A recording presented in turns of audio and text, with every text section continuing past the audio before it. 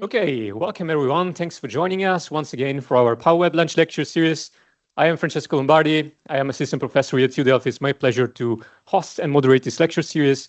Before jumping into today's topic and speaker, just a couple of seconds to introduce you to PowerWeb for those who might be joining for the first time. What is PowerWeb? Well, here we have entering the door the director of PowerWeb. And PowerWeb is a cross-faculty institute at TU Delft, which means it's a place where we collaborate across faculties, from electrical engineering to mechanical engineering, architecture, technology policy and management, and a few more, with one common goal that requires this interdisciplinary expertise to come together. And that's to support the design of intelligent, integrated, and inclusive energy systems, the kind of energy systems that we want for the near future to achieve the energy transition. Now, today's topic directly fits into this ambition. It's the third lecture of 3 on the topic of energy hubs. We have already seen with the example of the innovation at the Green Village how energy hubs can be intelligent. We have seen with the LIFE project in Amsterdam how they can be inclusive. And today we're going to focus on integration. How do we integrate energy hubs into the system and make them a reality for tomorrow? To talk about this, we have one of the leading experts of this topic in the country, Marjolein Bot from Topsector Energie, Program Director of System Integration of Topsector Energie, which is an organization that pushes the development of energy transition innovations connecting industry, policymakers, stakeholders of various kinds, and citizens. So without further ado, I'm going to give the floor to Marjolein. Please entertain us and instruct us with your lecture. Thank you very much. Thank you. Am I clear? Yeah. Okay, good. Thank you so much. Well, I don't have all the answers, right? I mean, it's not that's. But anyway, I am delighted to be here, and for me, this is where it happens. For me, here, the research on this energy system of the future is happening. You're working on it, and we're barely, pushing it with our program in a certain direction. As you said, I'm the director of the program integration, the system integration program of Topsector Energie. Who doesn't know what Topsector Energie does? No? Okay, good. I'll explain it. So the Topsector Energie is kind of like the innovation vehicle from the Ministry of Climate and Green Growth. We get funded by the ministry, and we're separated, we're neutral, we're independent, and we program topics. And specifically, I program topics around a system that is reliable, that is affordable, safe, and now the new word, resilient as well. So we're putting topics on the agenda. We're identifying different programs. We're facilitating that with grants, with tenders, with other ways to collaborate with different parties. And in my program, because it's system integration, it's actually looking at social dimensions, it's looking at technical dimensions, economical dimensions, spatial, and also looking at different difficult decision making. And we're working on energy justice, on social dynamics. We're working on digital twins for the electricity system, but also for the energy system in a rural part, or TISA. We're working on market mechanisms. We're working on spatial planning with relation to energy. We're working on, well, as I said, difficult adaptive decision making in difficult times. And it's interesting that a lot of the programs that we put together and we move forward in grants or in tenders, the TU Delft has a role. So a lot of people, we work together with that. Let me get a little bit better understanding of who you are. So who of you is a bachelor student? Any? No bachelors. Who is a master student? Excellent, really. And who's a PhD, postdoc? Yeah, and the rest is the Green Village. The Green Village. I know. It's there. Excellent, great. And the government. Oh, right, okay.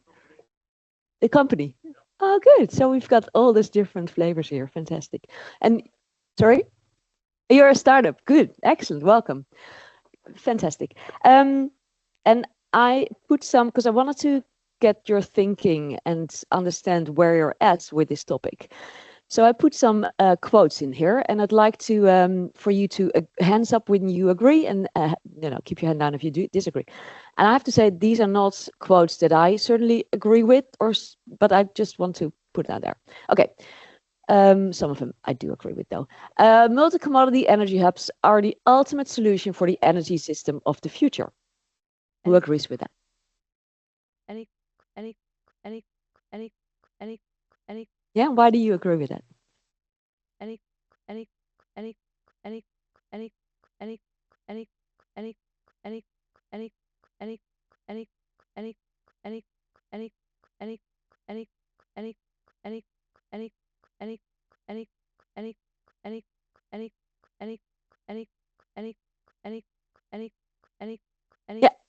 Yeah, okay, great, excellent. And this is a very tricky one, asking technical people. The technology for energy hubs is available. It's actually now only the focus should be on financial, social, or legal challenges. Who agrees with it? Some people agree with that. Okay, great. You agree with that, Stu? Oh.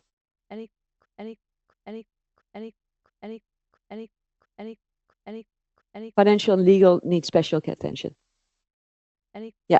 So the second sentence, but do you agree with the technology is available? There is, it would be different if it say all technology is available. Then it would be different. Okay, great. All right. Okay.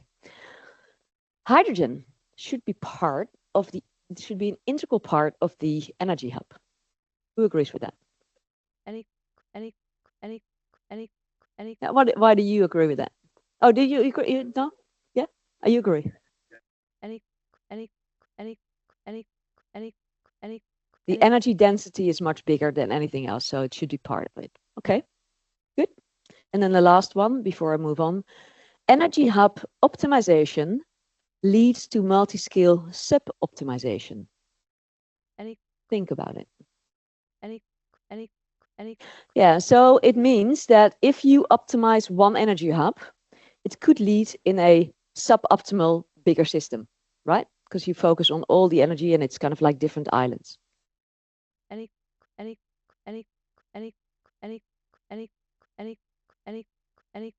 Partially agree. No, there's no right or wrong. I mean, really. Okay, well, with that, let's move into our vision. When I started this role 1.5 years ago, I found that there were kind of like two views. One central view with grid operators, the ministry as well. It said, look, focus on copper. Just put all the money in making the grid stronger.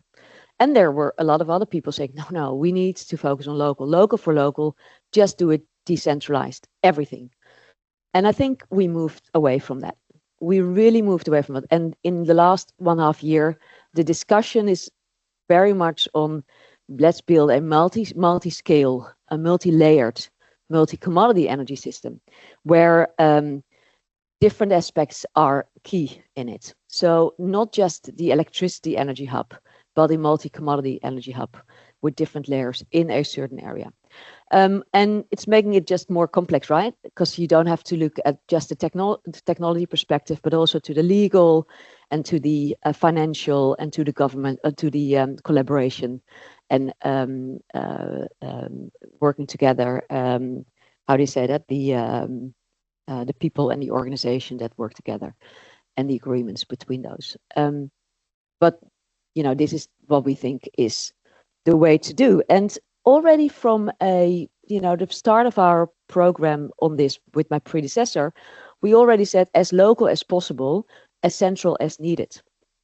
And we started thinking about that already in 2021. And what I wanted to say, it's not like a blueprint. It's not in 2021 we thought like, this is how we're going to do it. We need to move into a multi-layered, multi-scaled, central versus decentral energy system, and we know how to do it. And this year we do this, and this year we do that, and that. It's not working like that in innovation. What we did do is, first of all, identified the vision, and this is my predecessor, so all credits on him, and thinking about the holons, the holarchy, and I'll talk about that a little bit later, what it means if you talk about the multi-layer energy system. And then we started to identify the role of energy hubs within that, and how you can order the different energy hubs, and how you can actually put the value and the benefits, the social value and the cost of benefits into the energy hubs. So if we, I'll go through them a bit by bit. If you look at the Holon, how many of you know Holon, have heard of it? Any? Not that many. It's actually kind of like a philosophy more than anything else. It's a philosophy turning into a tool now. And we're still working on this program in the second phase. It's about energy autonomy as part of a bigger system. And it's about looking at different autonomous units that are related to the next level up. So in essence, it's not building islands, but it's building little units that can actually talk to each other. And how we move this program now forward is that we've got local self-directed microgrids that is based on the transforming into a larger grid.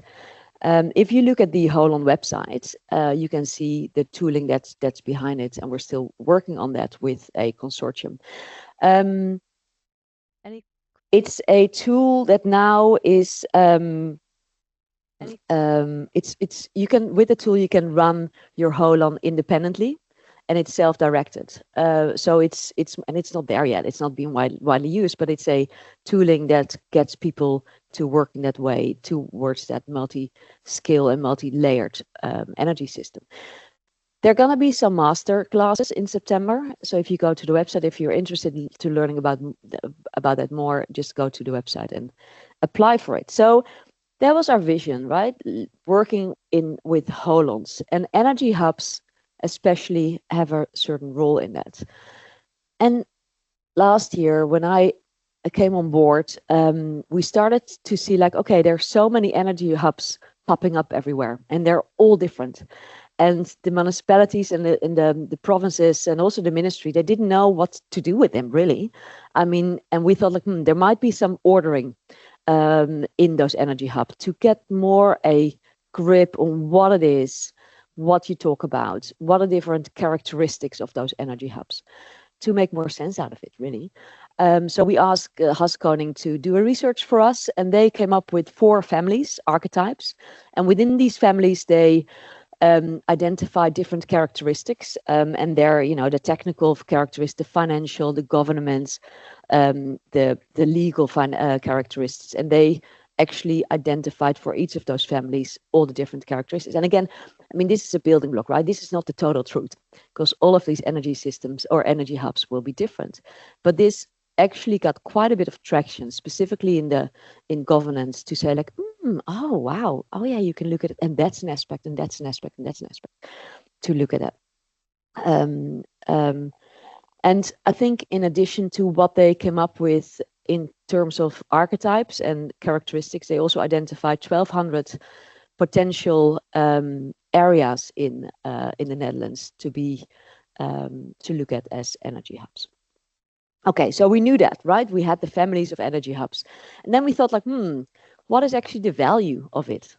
Because we think it has a value, energy hubs, right? You said like multi-commodity energy hubs, that should be the way forward. But what is the exact value? We don't really know. And what is the social benefits of it? And what's the cost of it as well? So we asked CE Delft to put the cost and benefits analysis on these energy hubs, and they're deriving from the 4 families, identifying 12 family members, and looking at the different aspects with a reference scenario, having no energy hub, and an energy hub scenario, and identifying the cost and benefits within that. This is still underway. So this is going to be ready in September. And again, it's not going to convey the whole truth. They work with assumptions and preconditions and, and certain uncertainties in those models. But it can help the thinking through the value and the cost and the benefits of energy hubs in the bigger picture, and especially for governmental parties, but also for grid operators. All right. Any questions? If you have any questions, please. Any? No, all clear. Yeah. Any? So what's next? Holon as a vision, energy hubs as kind of like a role into that vision, having the ordering in place, thinking about the social cost and benefits, right? So here we are. So what's next? There's a lot of stuff that needs answering, and specifically around the multi-commodity energy hubs. Because for the electricity-only energy hubs, things are running. There's quite a few of them already in the Netherlands. They're still having to deal with hurdles, financial hurdles, legal hurdles, data hurdles, but they're getting stuff done, really. The innovation will be with the multi-commodity energy hubs, and we have to think about not only the technical integration, but also like the social, the resilience, the safety questions around that. And as a program, our focus will be only on multi-commodity energy hubs from now. And we asked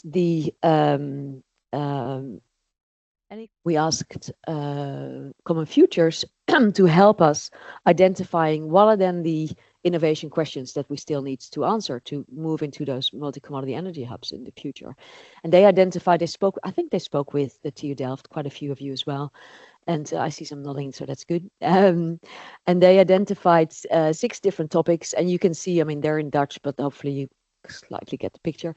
The first of them are about, the energy hub is part of the bigger system, and then number 3 to 6 are about how to design, develop, manage, and scale an energy hub, multi-commodity energy hubs. And underneath there are 16 different topics with all certain innovation questions that need to be answered moving forward.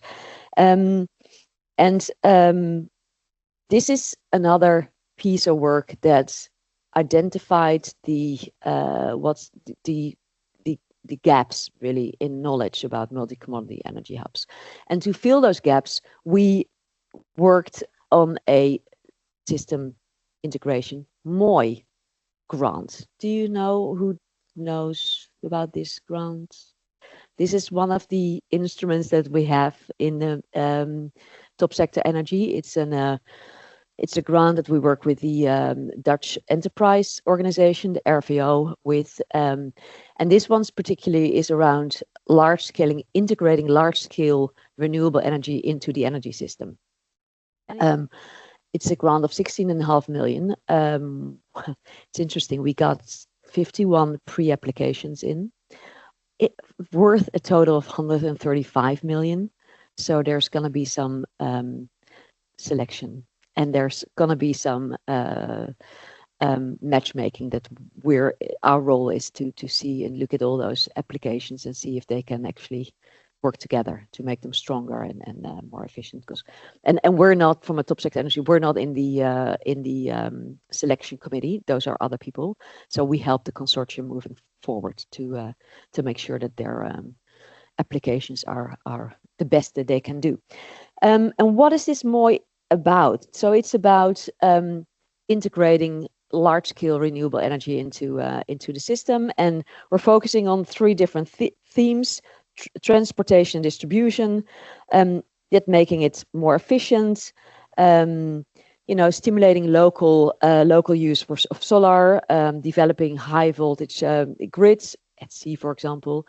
We're looking at energy storage and conversion, and that's really about relieving the electricity network and making it more stable, long-term storage, heat, and also, of course, the multi-commodity energy hub is part of that. The large-scale use is mostly about making sure the use is where the the use and the flexible use, for example, in industry. So local use for a local energy for local use. And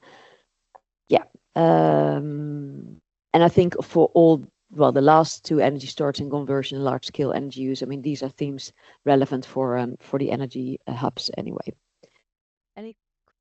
Who's actually worked on that, the MOI system integration? Any good? If there's anything we can do to help you move forward, then let's have a chat. Not sure I can help you, but I can maybe put you in the right direction. And it's good to see that it's being a call that's such a great take up. Actually, I had a discussion with people from the ministry this week to say maybe we should do another one next year because it's been so successful.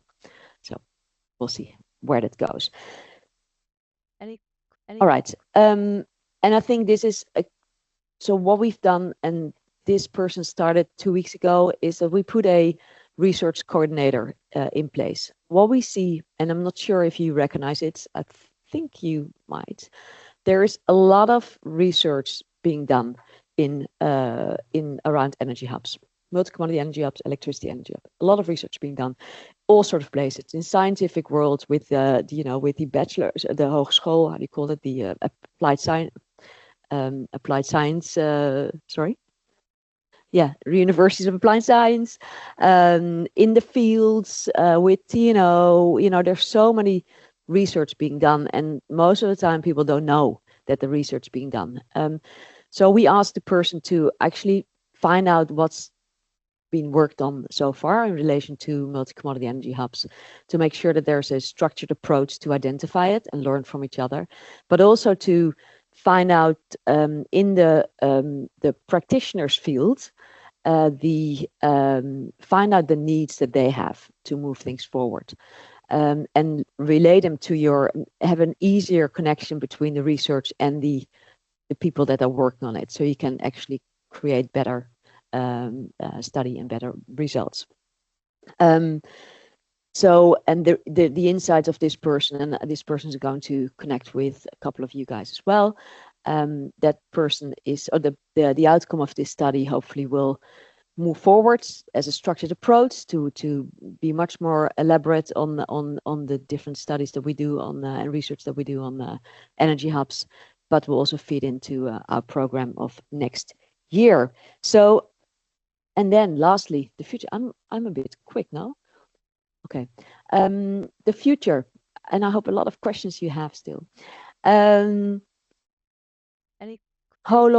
energy hubs, multi-commodity energy hubs, application of it, and then the future. And what we see in the future is that actually the multi-commodity energy hubs are also always in a place. I mean, you see it in the Green Village. It's on ground, and paper, it looks nice, but when you get to a ground, I mean, that's what you have, right? And what we see it moving to, it's a much more integration of energy hubs in the wider space.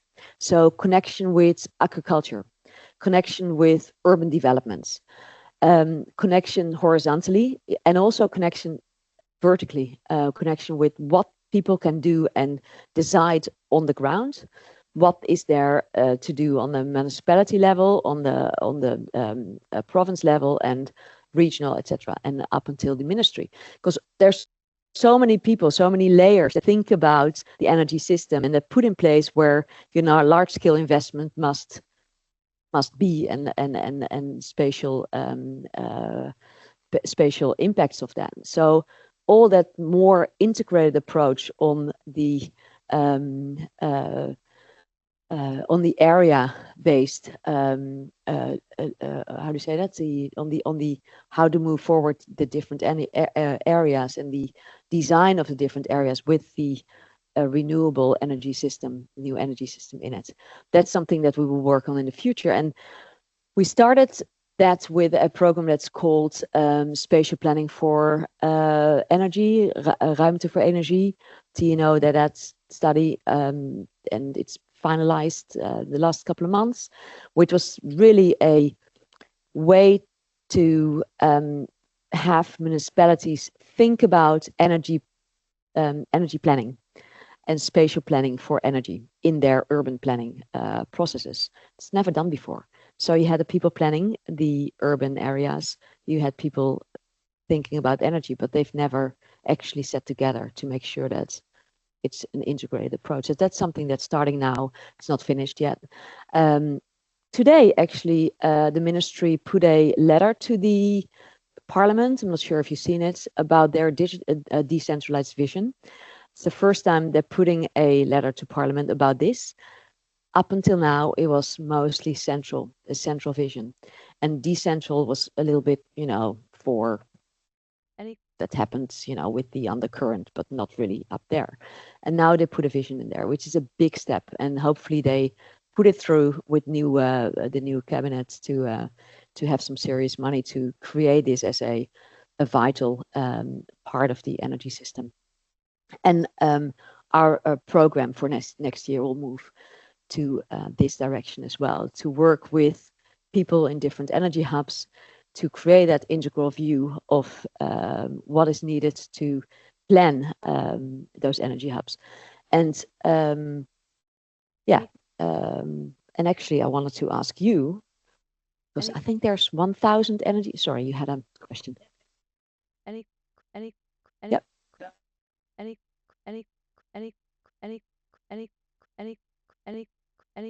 Well, there's also the PayMeek, right? There are so many different plans for energy infrastructure, and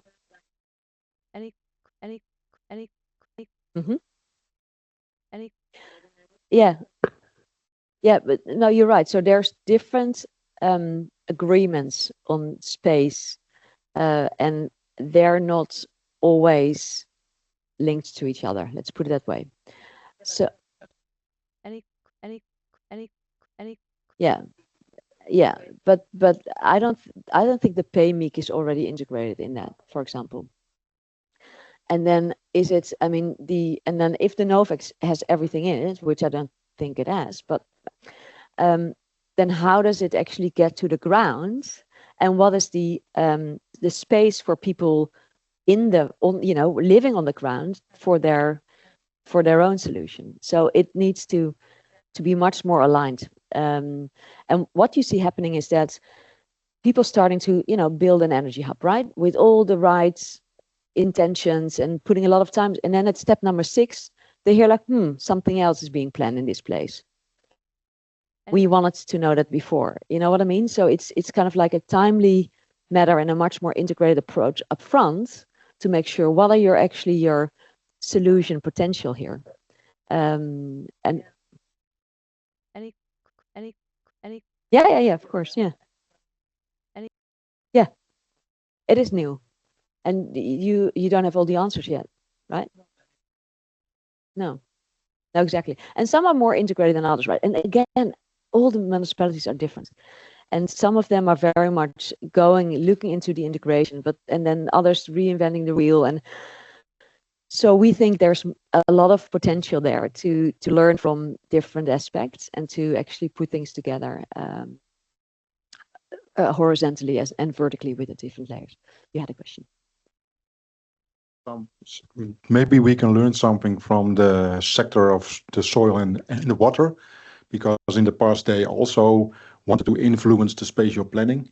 And now there was a few years ago this policy to make water and soil steering within the spatial planning.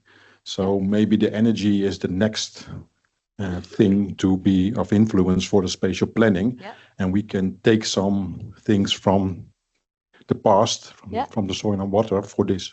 Yeah, great idea. But Deltaris is one of the organizations we work with, but this is a specific one. Yes, we can learn from the water industry, and then the energy is slightly different as well. But taking the good part of that's Thank you. Any questions? Any other questions? I'll try to reach you with the microphone so that the question gets recorded well, because we're also recording the lecture. So let me go around. Any Exercise. Yeah, I had a question. You were talking about new technology that needs to be developed as well for these systems to become more efficient and more prominent. And lots of these technologies are being developed in startups, scale-ups on smaller scales, very detailed. But for those smaller companies, it's also more difficult to get into the grants of, for example, MOI. So what are initiatives that you take to search out these new and innovative technologies that aren't represented by bigger companies that give the same impact? bigger, Bigger names behind them, so completely agree with you that we don't have the right instruments now to really cater for smaller startups. So what you see that they become part of consortia, so they can put in like not the financial, but like the work in the consortia. But we also have and Peter is oh, you have a question. It's not. I was like, okay, I thought you said you're working with the. But there are some certain grants that we are looking into. It's called the ICC, the Innovation Challenge. We actually did it this year for the innovations around the increasing the flexibility and the availability of the grid, of the electricity grid. And there's 10, or I think we had 20 people applying, and then 5 of them they get some a couple of 100,000 to put their idea forward. So there are some ways for startups to get their idea being moved forward specifically. And I would say, like, ask a lot of the research institution to see what kind of consortia you can join to move it forward. Any Thanks. I think it always helps if you have examples and demonstrations to see how things work. We have the Green Village with hubs and with other innovative technologies there. You can see how it works and which companies can help and so on. So I think this fuels and accelerates a lot. But I have an even better proposal for you. What about you going to the ministry and convince them to make an energy hub of the entire TU Delft campus? We have geothermal energy, we have geothermal subsurface storage of heat and cold, we have photovoltaics, we have hydrogen, DC hubs, everything you can imagine, plus 45,000 enthusiastic people that really support it. Yeah, but then I put it straight back to you, Peter, because that was exactly the reason why we got the MOI grant out. Mm-hmm. So for you, and there's like, I think we've got 3 applications from. We need a bit of investment if you want to make a hub out of the entire campus. So that's the point, yeah. Demonstrating it on a large scale can also be on a small scale somewhere. So do you think there will be some demonstration region where we really go for real, implement it? Well, again, I mean, the MOI grant is exactly for that. Mm-hmm. So it's for areas to actually show how the multi-commodity works, right? So not for, well, if you put it in for the whole of the TU campus, I think it's with maximum 4 million you won't get there, I think. Yeah, there are a few zeros missing for what I have. But that's exactly it, right? So it's not. This is not on paper. This is really getting it done. So the 3 to 4 consortia who will get the grant, they really need to show it. And there are some great areas that they were put forward to do this. Excellent. So, yeah. So next year I can show you some, maybe next year's too early, but some real stuff. And that's really from a system integration perspective, right? Sometimes it's very abstract that we do, because we are kind of like in the innovation before it actually gets applied. So for example, with energy justice, we are working on instruments for decision makers to put energy justice into their brains and to make it part of their decision making. But it's very abstract, right? I'd love to do more stuff on the ground. So I'm very happy with the MOI system integration. I was very happy with the ICC program that we had for startups to show how it works. But the characteristics of the system integration program is also to be a little bit before it actually happens, and to identify more on a systemic perspective what the innovations and the knowledge questions are for the future. But anyway, I wanted to ask you. I think you have 1,000 researchers on energy here on campus. A lot, right? And they're doing minimum. Okay, and then doing such fantastic stuff. And I said it before to Peter in my program. I want every year a scientific call. So we work very closely with NWO. I want a scientific call in there. It needs to be multidisciplinary. It needs to be from a system integration perspective, of course. But what are the key questions? What are the key scientific topics that you think must have not been researched on and do need some funding because the world will get a better place by doing that. I would really get to know that and to learn from that. So that's my invitation to you. And I think Lily, you can play a role in that too. So I will be here, at least until 2 or something, so we can have a discussion about it. But also, I think Lily, you can play a role in getting that input. That would help us a lot to see what's happening in your bright minds to move this forward. Any other questions? So my question is, maybe related to some of your, advice that you give to various agencies. Are you guys looking at, system efficiency as a whole? Are there any initiatives that you are encouraging on how to improve, whether it is efficiency in the industry or the transport sector? Because it's not just about integration of energy, but how to make the best use of what is already available. Yes. So my program is focusing on the integration part, but we have within Topsector Energie programs specifically on industry, or specifically on the urban environment, or on the offshore, or on the hydrogen. And they certainly specifically the industry part looks at energy efficiency. And I think it's the starting point, right? And all the energy that you don't use is is good. So yeah. Thank you. Any other questions? Yes. Thank you very much for your talk, Minjoel. I do have one thought, and maybe some people will boo me, but I've seen a lot of effort and a lot of time, a lot of budget dedicated to the technology itself. And of course, it's an impressionable thing here. You need that. However, one common bottleneck I face, actually, we worked in the MOE project from 2021. And normally we face regulatory framework challenges, right? Probably from the municipality to understand that. So how do we integrate this? I have seen perhaps this kind of parallel but not touching each other work. And at some point you develop, okay, we have these technologies, and then regulators say, well, we cannot do that. Sorry. So your last 4+ years of effort are absolutely worthless. And I think that's a pity for many people, right? Oh, so it's budget, it's time, and it's everything. So how does the Topsector Energie envisions this real collaboration between not only technology itself, but the regulatory framework, the system operators, policymakers at the different levels? How was the vision to really gather all of them? Because we have to work together, right? It's not everybody here, because then you would have completely decentralized approach into your idea. And I think that's kind of dissonantic, right? So that's a thought I have right now. Yeah, no, I completely agree. I have an example for you. We're working on a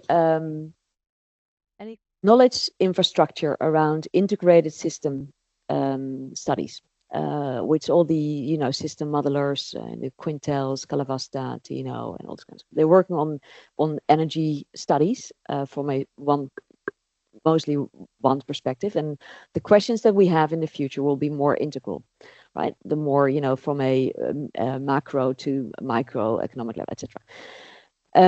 So what we trying to do, and we've got this European grant, European tender actually I have to say, put in place, and it's very difficult with the current legislation to get it in there.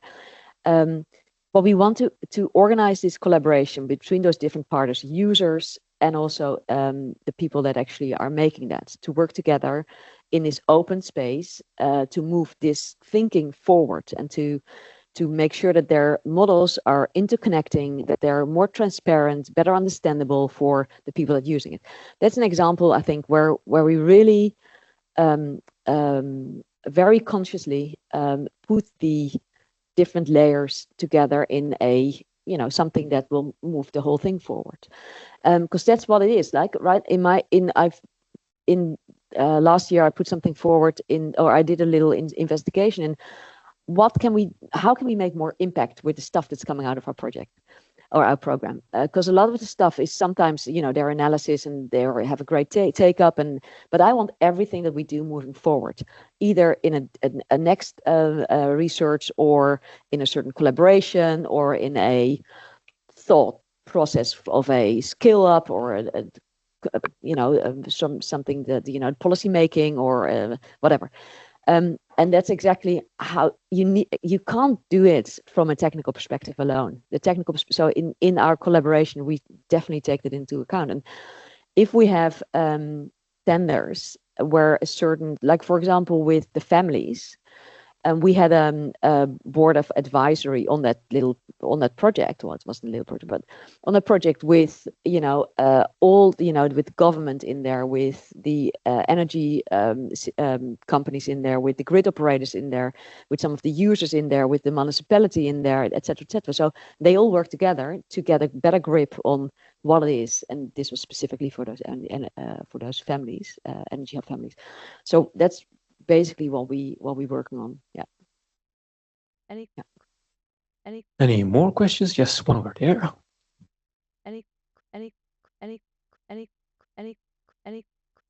Yes, hello. Thank you for your presentation. I have two small questions. One, out of curiosity, this vision of KGG, were you involved? Was the Topsector involved with establishing it? Yes, there was a 3-day hackathon, what they call it, in early April in Utrecht somewhere, and we really identified together with, I think, 80 people from different to identify what the decentral system was about. Okay, good. Yeah. The other one was about energy justice. Yeah. So I am one of the persons at TU Delft representing the TU Delft at NERA. I think maybe for others that's the Netherlands Energy Research Alliance. Yeah. Peter is the other one. And we're also trying to collect the knowledge of all the research institutes working on energy justice and present it to the outside world in a nice manner. So I'm really interested actually in the tool you're developing, and maybe we can join forces. So maybe is there a contact person? That's really practical. Yeah, question. let's chat. Yeah. Okay, cool. For sure. Yeah. No. Thanks. Certainly. Great. Yeah. And there's a lot of research being done, and it's now the question of putting it in practice. Okay, we have time for one more question if there is one. Yes. So I have one question, because within the context of energy hubs, then there are a lot of stakeholders involved, a lot of parties and DMUs. I'm thinking about grid operators, legal framework needs to be analyzed and implemented. So I feel like, for my experience within this field, talking with energy consultants themselves that have also worked into the implementation of energy hubs, it's really hard to align and to make clear what is the value added to these stakeholders. And in my case was relevant for a business park. So you need to talk to all the companies, explain what it is about, and also convince them to make some significant financial contribution. So what is the steps that are being taken forward? Is there anything that you are planning or you think that needs to be done for this to be solved as an issue? Yeah, definitely. Hopefully the societal cost and benefits analysis will help you by saying, like, look, this is what you can actually, what it costs and what the benefits are. But also, I think you're so right. If you think about investors, they find it very interesting to, for example, invest in a wind park. But when the wind park needs to have a citizen collaboration type of thing, it's getting more difficult. When the wind park getting electrolyzers in there, it's getting more. So the system is getting better with all those different commodities coming together, but the investors are kind of like, this is too complex and I can't actually get a grip. So thinking about why that is and building some knowledge around how we can overcome those barriers, that's going to be one of the topics in our program next year. Because it's a very real thing and it's holding things back. Yeah. It was funny. I was in a panel with kind of like investors, how do you say that? The private investors, 3 guys, and I was sitting there and they were talking about their, they were wanting to find their unicorns and all this kind of stuff. Okay, fine, that's old school, And so I asked them, how do you deal with, how can you invest in, in commodities that work together, for a better system? It probably gets you a better result and stuff. They didn't know. They didn't have the answer. Didn't think about it. So there's a long way to go with that. Yeah. Okay, brilliant. We have to close the formal session, but if I understand correctly, Marjolein will be here for a few more minutes for informal chatting. I see that there are some QR codes here for you to scan to reach the newsletter, the LinkedIn or the email of Topsector Energie. There's also a QR code on the door for us to give us feedback about what more you want to see in the lunch lectures, what to improve, any ideas. So please also give us feedback. And now let's thank again Marjolein for the wonderful presentation, very insightful. Thank you so much. It's very nice to be here, and let's keep in touch, really.